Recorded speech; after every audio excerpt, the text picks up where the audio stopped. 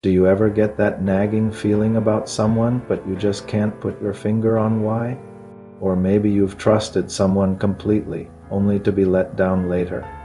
It's a tough situation, and it happens to the best of us.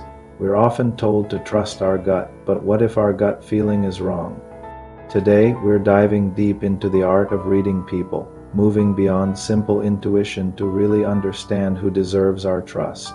Trust is the foundation of every meaningful relationship, whether it's with a friend, a partner, or a colleague, but building it feels like navigating a minefield sometimes. We've all been there wondering if we're being too cynical or too naive.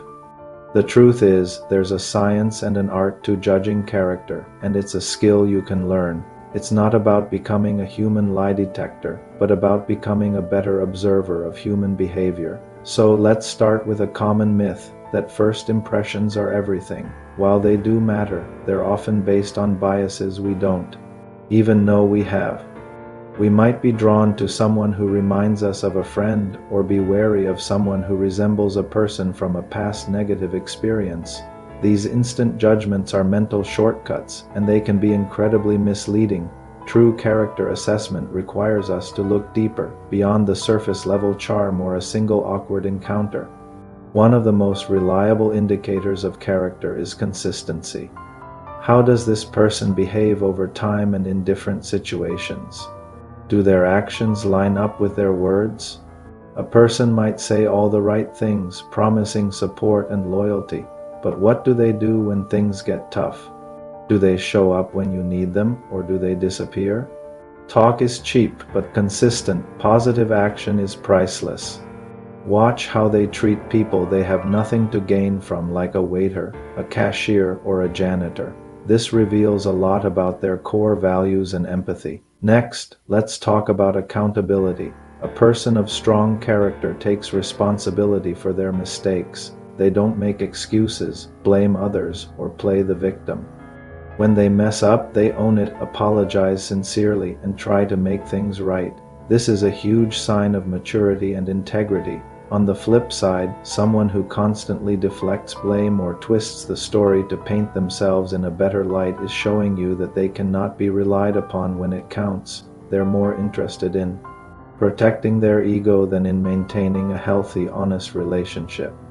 Another key trait to observe is how they handle conflict and disagreement. Does a small difference of opinion turn into a huge argument? Do they resort to personal attacks or try to make you feel small for disagreeing with them?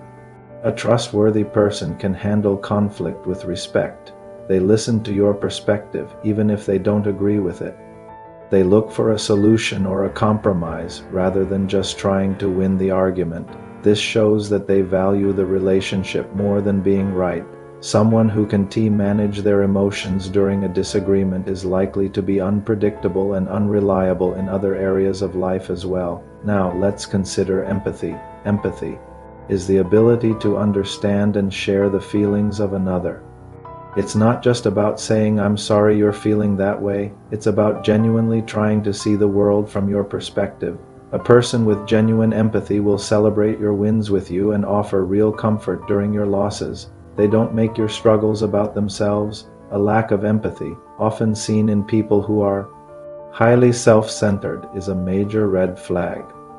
If someone consistently invalidates your feelings or turns the conversation back to themselves, it is a sign that they may not have the capacity to be a truly supportive and trustworthy presence in your life. Finally, think about their circle of influence. Who do they surround themselves with?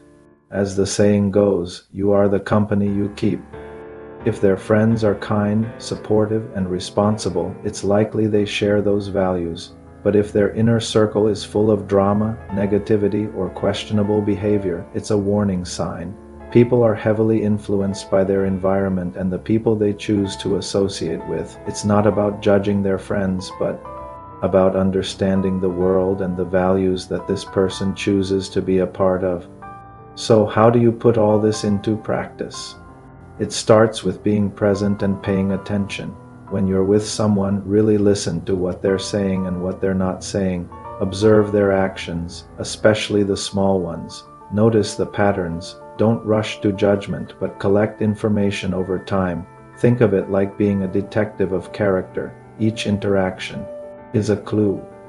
This process isn't about being paranoid or distrustful of everyone. It's about being discerning. It's about investing your trust wisely in people who have earned it and who will enrich your life. And remember, trust is a two-way street. As you're evaluating others, it's also a good practice to reflect on your own behavior. Are you being the kind of trustworthy person you'd want in your own life?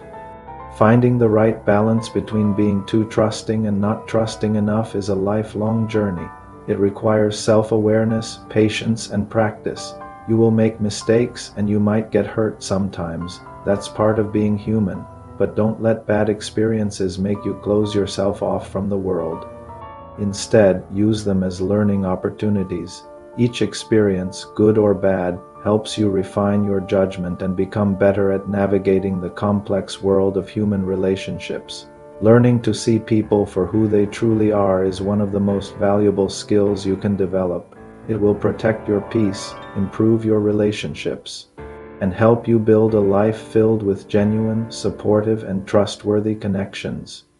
It's about giving your trust to those who have proven they deserve it, creating a foundation for relationships that are strong, healthy, and built to last. Thanks for watching today. I hope these insights help you navigate your relationships with more confidence. What are some of the biggest lessons you've learned about trust?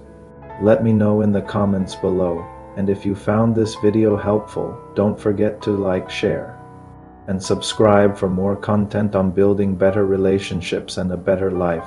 See you next time.